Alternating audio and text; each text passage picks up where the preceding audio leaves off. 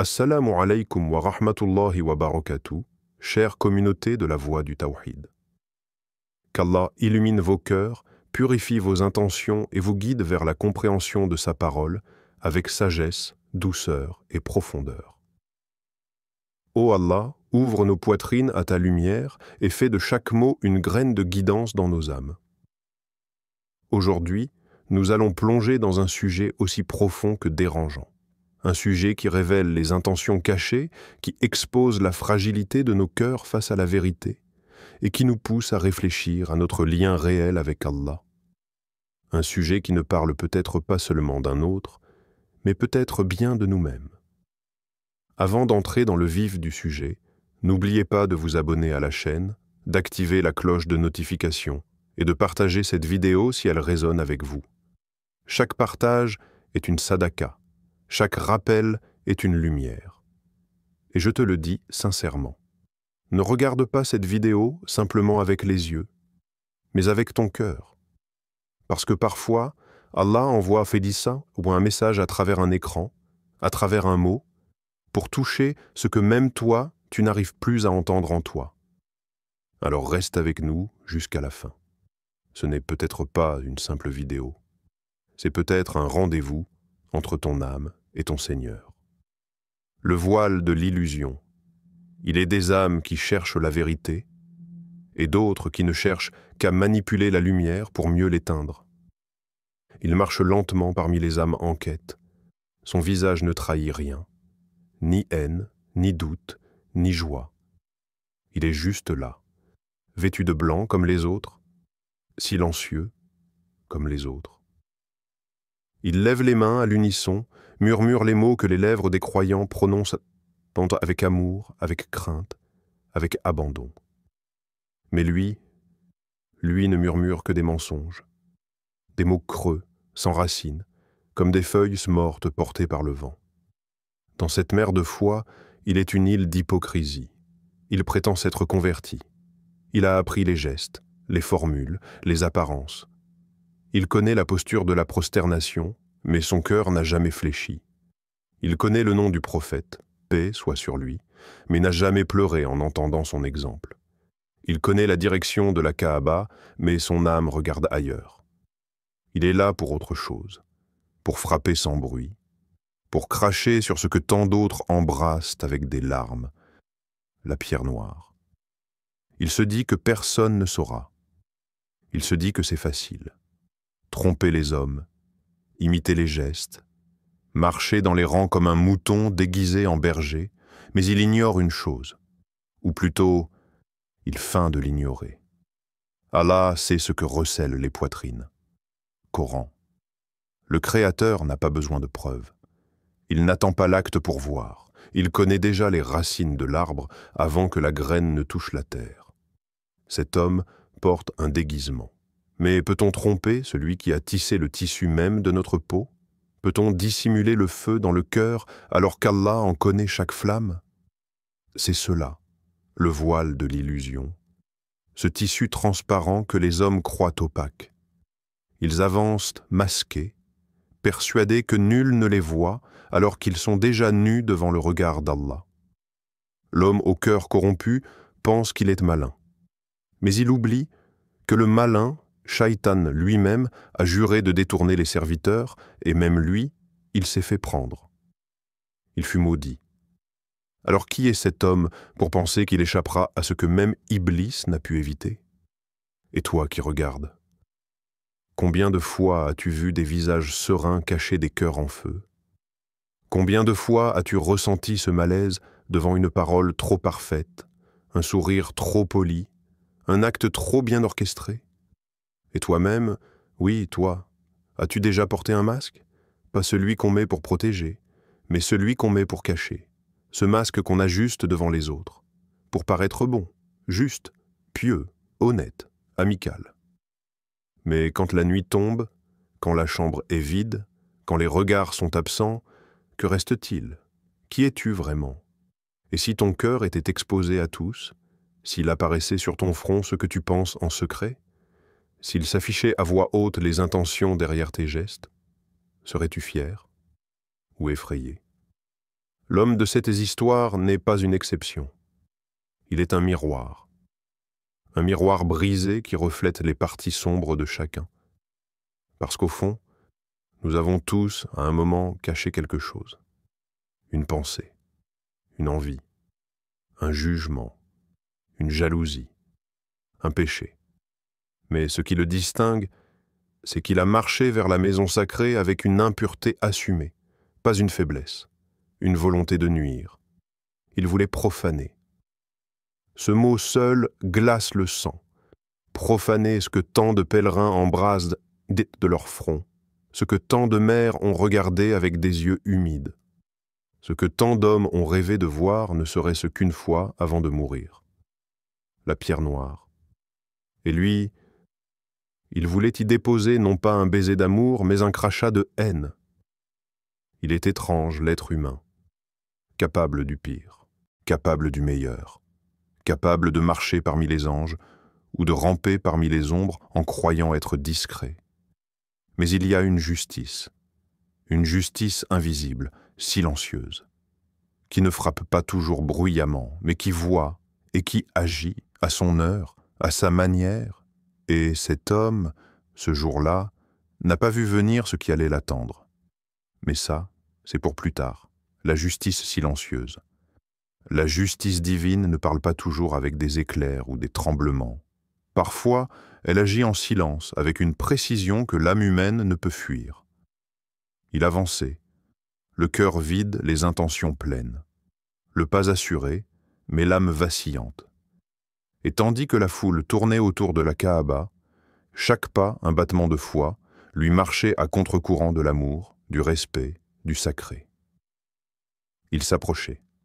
Encore un pas. Encore un souffle. Et puis, le sol le trahit, ou peut-être le sol obéit, une glissade, un cri étouffé. Le poids de son corps, emporté par le cadavre, s'effondre sur sa propre illusion. Et dans ce fracas discret, à peine remarqué dans l'immensité de la foule, une jambe se brise. Un craquement. Pas seulement d'os, mais de façade, car tout ce qu'il avait construit, son personnage, sa ruse, son plan, se fissure au même instant. La douleur l'envahit. Il veut se lever, mais quelque chose de plus fort que la douleur le cloue au sol, la révélation. Et ils planifièrent, et Allah planifia. Or, Allah est le meilleur des planificateurs. Coran. Ce verset ne tonne pas dans l'air. Il ne s'écrit pas dans le ciel. Il résonne dans son cœur. Un écho sourd, comme un tambour de vérité frappant à la porte de sa conscience. Ce n'était pas une simple chute, ce n'était pas un hasard, c'était un rendez-vous, une convocation céleste. Car la justice d'Allah n'a pas besoin de frapper fort pour être entendue. Parfois, un soupir suffit, un faux pas, un battement de cœur manqué, et c'est le destin tout entier qui change de direction. Et toi qui regardes, quand l'épreuve te frappe, comment la reçois-tu ? Lorsque la maladie t'atteint, lorsque la perte t'écrase, lorsque la porte se ferme, dis-moi, que vois-tu? Une malchance? Une punition? Ou peut-être une invitation? Allah parle à ses serviteurs. Pas toujours avec des mots, parfois c'est une douleur qui murmure « Reviens à moi ». Parfois c'est une perte qui dit « Tu t'es éloigné ». Parfois c'est une chute qui crie « Prosterne-toi ». Mais encore faut-il savoir entendre les signes. Il y a ceux qui, lorsqu'ils tombent, se demandent « Pourquoi moi ?» Et puis il y a ceux qui, dans leur douleur, osent poser une autre question. Que veut-il m'enseigner? Le premier s'enferme, le second s'ouvre. Et toi, lequel es-tu? Cet homme, étendu au sol, ne voit plus la pierre noire. Il ne voit que le regard accusateur de ceux qui l'entourent. Et derrière eux, le regard d'Allah qu'il ne peut fuir. Pas un regard de vengeance, mais un regard de vérité. Il croyait blesser les cœurs. Et c'est le sien qui se brise. Il pensait profaner la pierre, mais c'est sa propre vie qu'il salit. Et Allah n'a pas besoin de rage pour rendre justice. Il a la patience de l'éternité, il a les chemins secrets du destin. Et quand il agit avec sagesse, même quand l'homme ne comprend pas. Il n'a pas été tué, il n'a pas été frappé, il a chuté. Mais parfois, une chute est plus puissante qu'un coup, parce qu'elle est intime, parce qu'elle laisse l'homme face à lui-même, sans bruit, sans drame, mais avec une vérité qu'il ne pourra plus ignorer. Et cette douleur dans sa jambe, ce n'est pas un châtiment, c'est un appel au repentir, c'est une main tendue dans l'obscurité de son intention. C'est un signe. Mais encore faut-il savoir lire les signes. Certains voient et dans la pluie un désastre, d'autres y voient une miséricorde. Certains fuient la douleur comme un ennemi, d'autres y voient un rappel sacré. Et toi, lorsque tu souffres, est-ce ton ego qui pleure? Ou ton âme qui s'éveille? L'histoire de l'homme et de la pierre, il y a bien longtemps. Dans une ville oubliée par le tumulte du monde, un homme pieux vivait dans le silence. On ne connaissait pas son nom, seulement son parfum. Il avait ce regard que portent ceux qui parlent plus avec Dieu qu'avec les hommes. Une nuit, alors que la lune baignait son toit d'une lumière douce comme une prière, il fit un rêve étrange, un rêve lumineux et douloureux. Il était à la Mecque, entouré d'ombre et de lumière, et là, devant lui, la pierre noire. Mais elle ne brillait pas, elle pleurait. Des larmes silencieuses coulaient sur sa surface noire, comme si chaque perle liquide portait le poids d'un secret. Elle pleurait les péchés, les cœurs souillés, les gestes vides, les baisers déposés non par amour mais par habitude. Elle pleurait les intentions brisées. Et dans ce rêve, la pierre lui parla. Sa voix n'était pas un son. C'était une résonance dans la poitrine. Une vibration douce et grave, comme si le monde invisible s'adressait à l'âme sans passer par l'oreille. Je ne ressens pas la salive sur ma surface. Je ressens les cœurs. Il se réveilla en sursaut, le cœur battant, les yeux humides. Il comprit que ce n'était pas un simple rêve, c'était un message. Alors il en parla, d'abord à son épouse, puis à son voisin, puis à l'imam du village. Et doucement, comme une flamme qui se propage sans bruit, l'histoire du rêve se répandit. Les gens changèrent. Ceux qui partaient pour le pèlerinage, avant de poser leurs lèvres sur la pierre, fermaient les yeux. Ils ne pensaient plus aux photos, ni aux regards, ni aux likes sur leurs récits de voyage. Ils pensaient au ciel, et leurs yeux pleuraient, non parce qu'ils étaient vus, mais parce qu'ils étaient vus par celui qui voit tout. Ceux qui craignent leur Seigneur dans le secret auront un pardon et une grande récompense. Coran. Ce rêve avait changé quelque chose. Un frisson avait traversé les cœurs. La pierre n'était plus seulement une pierre, elle était un miroir des âmes. Elle ne jugeait pas, elle témoignait. Elle se souvenait de chaque front sincère et de chaque baiser creux. Elle portait la mémoire des intentions plus que celle des actes. Elle était là depuis des siècles, depuis Abraham, depuis Ismaël, depuis que les pierres elles-mêmes savaient ce qu'est l'obéissance. La pierre noire n'a pas besoin de soldats, elle n'a pas besoin de cris, elle est protégée par l'invisible. Elle est un témoin du monde spirituel, là où les intentions sont plus lourdes que les corps. Et toi, maintenant, quand tu pries, qui regarde?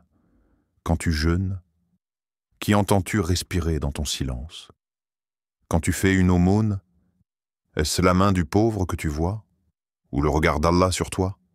Quand tu poses ton front au sol, est-ce parce que tu es vu ou parce que tu te montres à celui qui n'a pas besoin de tes gestes, mais de ton cœur? Et si Allah seul te regardait, et c'est le cas, pourquoi jouerions-nous un rôle devant les autres? La sincérité, ce mot que nous prononçons si facilement, mais que nous vivons si difficilement. Peut-être que la pierre noire, en silence, discernait tout cela. Les âmes légères comme la poussière, les cœurs lourds de regrets, les regards tournés vers Allah et ceux tournés vers les hommes. Il y a dans chaque rite une porte vers l'Éternel. Mais seul celui qui entre sans costume y trouve la vérité. La sincérité n'a pas besoin de discours, elle n'a pas besoin de scène, elle est une larme discrète, un geste caché, un repentir entre l'homme et son Seigneur. Et peut-être que, quelque part, la pierre noire continue encore aujourd'hui à pleurer doucement. Non pas à cause de ceux qui veulent la salir, mais à cause de ceux qui s'en approchent sans la regarder avec le cœur. Le pardon derrière le châtiment. Parfois, ce n'est pas la douleur du corps qui brise un homme. C'est ce qu'il voit dans les yeux de ceux qu'il a voulu blesser. Il était là, au sol. La jambe en sang, le cœur en chaos, les chaînes froides autour des poignets. Et dans la foule, pas de cris, pas d'insultes, pas de vengeance, seulement des larmes. Un vieil homme, au visage traversé par les années et les prières, s'avance. Il ne parle pas à lui. Il parle à Allah et il pleure. « Ya Allah, guide-le. » Il ne sait pas ce qu'il fait. L'homme prétendait haïr l'islam. Et pourtant, il découvre ce jour-là ce que c'est qu'aimer sans condition, être blessé et prier pour celui qui t'a blessé. Il avait entendu parler de la miséricorde d'Allah, mais il ne savait pas que cette miséricorde vivait dans les cœurs des croyants. Une douceur l'envahit contre sa volonté. Une fissure s'ouvre dans sa poitrine. Il ne sait plus s'il a mal à la jambe ou dans l'âme. Et c'est là que le châtiment devient un pont, un passage, une ouverture. Dis à mes serviteurs que c'est moi le pardonneur, le très miséricordieux. Coran. Allah n'a pas besoin de nous écraser pour nous rappeler. Parfois, il nous plie pour mieux redresser notre regard. Ce n'est pas la justice humaine qui bouleverse cet homme, c'est le contraste. Il s'attendait à des points, il a reçu des prières. Il imaginait des cris de colère, il a entendu des invocations chuchotées. Et dans le silence de sa cellule, la nuit venue, il se souvient d'un regard, d'une main levée vers le ciel, d'un cœur qui n'a pas répondu à la haine par la haine. Il commence à poser des questions, non pas au gardien, mais à lui-même. Et toi, quand on te fait du mal, que fais-tu de ta blessure? La transformes-tu en arme ou en prière? Est-ce que tu nourris ton orgueil ou est-ce que tu nourris ta lumière? Le prophète Muhammad a été frappé à Taïf. Son sang a coulé. Et quand les anges lui ont offert de faire écraser cette ville par les montagnes, il a levé les yeux au ciel, le cœur brisé, et a dit « Peut-être que de leur descendance naîtra un peuple qui adorera Allah. » Il n'a pas répondu à la haine par la colère. Il a répondu avec la vision du cœur. Il a semé dans la douleur des graines d'amour. Est-ce que nous, aujourd'hui, avons oublié cette tradition prophétique? Répondons-nous aux offenses comme des enfants blessés ou comme des cœurs élevés? Parfois, ce n'est pas dans la victoire qu'Allah se montre, mais dans le pardon. Le pardon, ce n'est pas oublier, ce n'est pas excuser.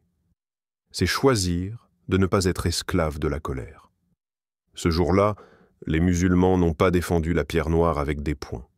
Ils l'ont défendue avec leur lumière, et cette lumière, elle a brisé l'ombre dans le cœur de celui qui voulait la salir. Car parfois, ce n'est pas un verset récité qui change un homme, mais un comportement inspiré par ce verset. Et Allah, dans sa sagesse infinie, sait que certains cœurs n'écoutent que lorsque la vie les fait tomber. Il n'a pas puni cet homme. Il l'a rappelé. Il l'a cueilli au bord de sa propre chute. Et s'il accepte ce rappel, s'il ouvre ne serait-ce qu'un battement de son cœur, il découvrira que la douleur qu'il ressent n'est pas la fin. C'est le début d'un retour. Et quiconque se repent et fait le bien, alors c'est vers Allah qu'il revient véritablement. Coran. Le retour à Allah. Peut-être qu'il ne changera jamais. Peut-être que sa colère l'étouffera jusqu'au bout. Peut-être que son cœur, rongé par l'arrogance, résistera à toutes les lumières tendues vers lui. Et peut-être que cette douleur n'aura été pour lui qu'un murmure ignoré. Mais, et si cette chute, cette honte, ce sol froid qu'il a touché de tout son poids, était sa porte, sa brèche vers la lumière, son appel secret, unique, silencieux, que seul Allah pouvait écrire dans les coulisses du destin? Et toi qui regardes cette vidéo, toi qui ne fais que suivre une histoire. Et si c'était à propos de toi, pas de lui, pas de ce qu'il a fait, pas de ce qu'il a perdu, mais de ce que tu vis maintenant, ce que tu ressens dans le secret, ce poids invisible sur ta poitrine, ce doute, cette erreur passée que tu caches au fond de ton âme, cette chute que personne ne voit mais que tu sens.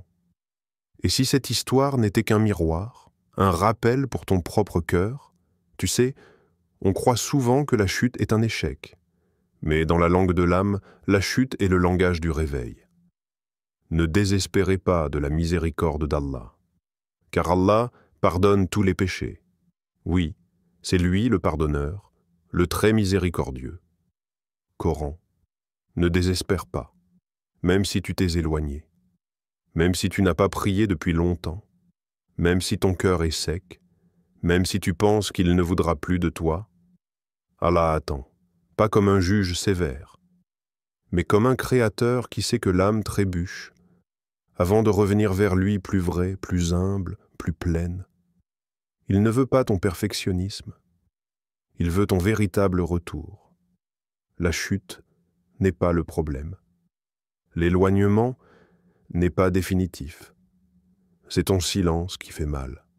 C'est ton cœur fermé qui fait souffrir ton âme.